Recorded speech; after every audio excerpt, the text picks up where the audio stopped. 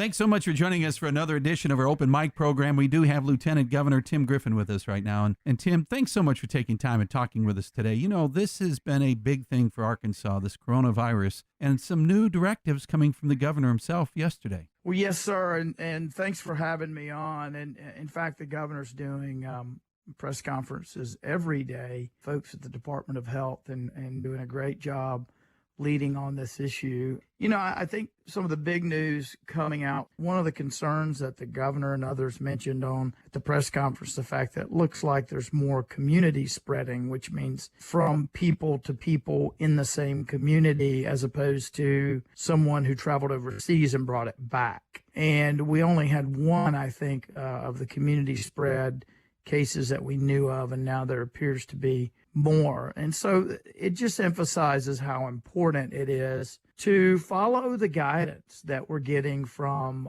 Washington and from the governor, and a lot of it, and from our local leaders.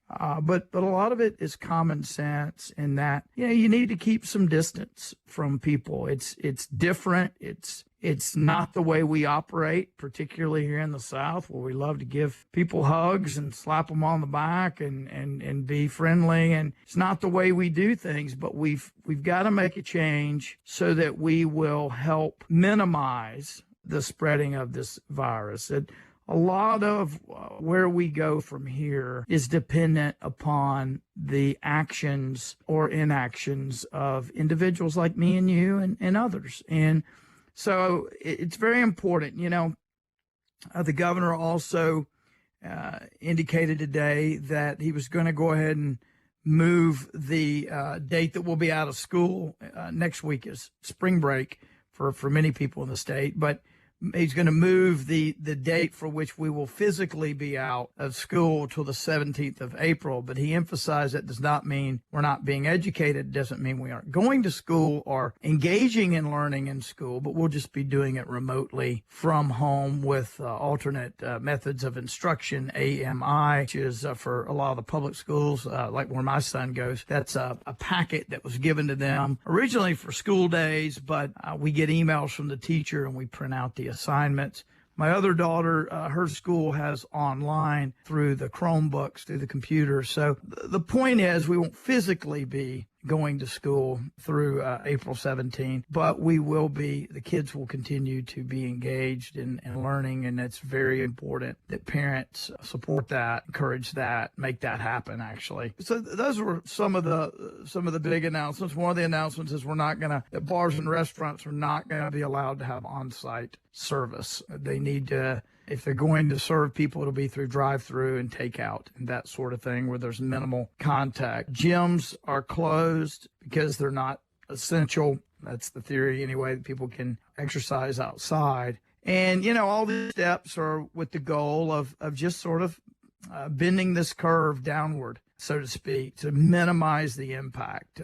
This is serious. But on the other side, you know, I wanted to say that some other countries that have dealt with it they're coming out of the tunnel, so to speak, and are on the other end of things where things are starting to get better. I think in China, they closed down the last temporary hospital that they were using, and there were no new positives in the city of Wuhan. So that's clearly huge improvements. Some people are starting to get back to normal. So we will get there. This too shall pass. But in the meantime, we've got to treat this seriously, comply, minimize interaction, and engage and make sure we're following the social distancing rules, staying apart from folks. And, you know, this is really important, not just for people in their later years or people with compromised immune systems or compromised respiratory systems, but everybody.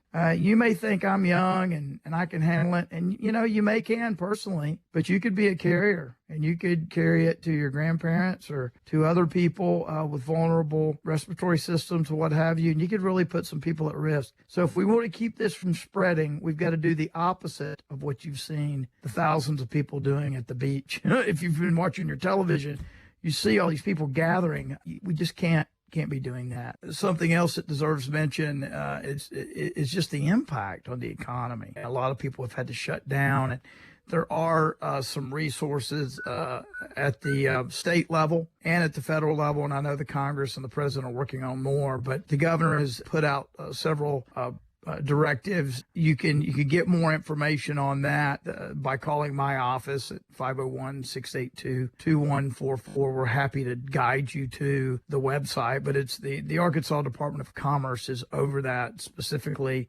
And one thing I wanted to emphasize, and the governor emphasized this, we should hike and walk and run and fish and all the things that you can do outdoors in Arkansas at a distance from crowds. It's good stuff to do, good for kids, good for older kids like me. And so that's very important that we continue to do that sort of thing. Absolutely. And remember, those elderly, they don't need to be getting out, and you might just check with your neighbor that might be a little bit elderly. And when you go to the grocery store, pick some things up for them, keeps them from being out in the circle of. That's very important. You know, I am instructed my family, just stay in the house. If we need groceries, I'll go get the groceries. That way you have one person who can be very careful and take hand sanitizer with them and all that. But the elderly should not leave the house at all, and hopefully can rely on friends and neighbors to get the goods and supplies that they need. It's absolutely critical that we do that and remember that and help those who can't get out or shouldn't be out. But this is a tough deal. And I've told my kids, I've got a 2-year-old, a 10-year-old and a 12-year-old. And I told my 10 and 12-year-olds, I said, look, make no mistake about it.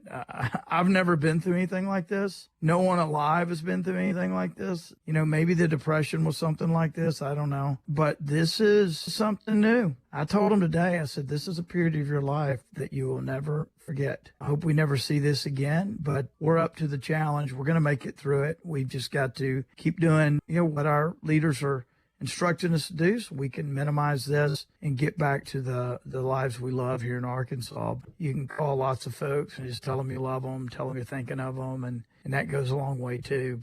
We've been talking with Lieutenant Governor Tim Griffin with us right now. And Tim, thanks so much for taking time and talking with us. As we know, Arkansas is strong. Everybody's going to do what they're supposed to do. And we're going to check on those neighbors and those healthcare professionals. Yes, sir. Well, thank you for having me. And I'd love to come on anytime. Just share whatever information I'm getting. But let's all stay safe, use common sense, and let's get through this and come out stronger on the other end. Appreciate you. God bless you. And call if I can help.